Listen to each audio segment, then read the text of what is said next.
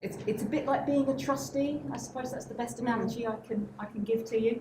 But as Sarah says, my day job is running a community development organisation down in Cornwall.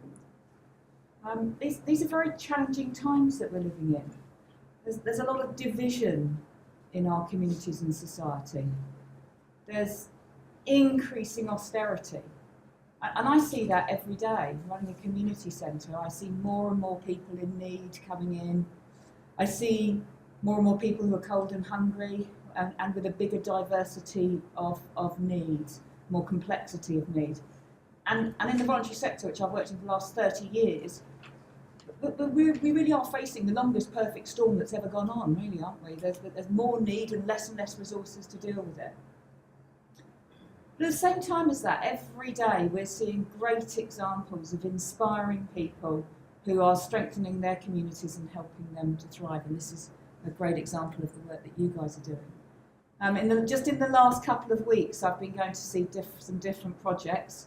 I went to the Grange in Blackpool, and that was a community learning centre. And their Director of Public Health in Blackpool, Arif, describes it as being populated by lanyard junkies. Basically people that just have like this collection of lanyards, and it was nothing to do with communities. The local community didn't really want to go in there. They didn't even know what happened in there. And so what they've done is they've repurposed it so that it's now learning to be a community centre. And they're running all different community services. They've got a cafe. They've got a self-service library that's being supported by volunteers. They've got a gardening and growing spaces. I have deep, deep envy of their polytunnel, I have to say.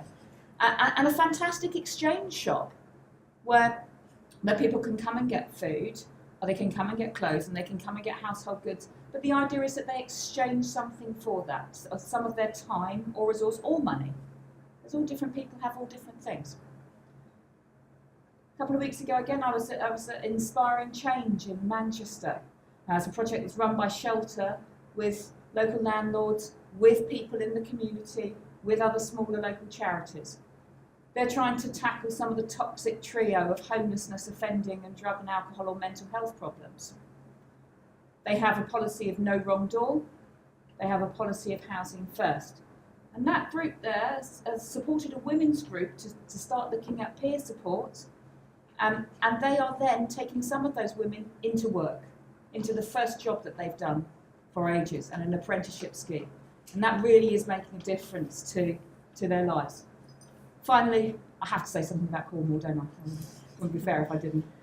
On Thursday night last week, I had the most exceptional night at the Head Start Kerno Awards, where young people from across the county have been making videos with Youth in Mind and Pirate FM, which is one of our local radio stations. And they've just done an exceptional job. We had young people doing films about how to use your phone in a better way and not to use bullying through your phone, and how to tackle it if it did happen. The Penkelenic, the school for people with additional needs, did a how to be kind. Oh, it was just melt. It was just amazing. Just different ways that you can be kind. You can make a card for someone, you know. It's just a nice thing that you can do. You can just say, do you want to have your lunch with me?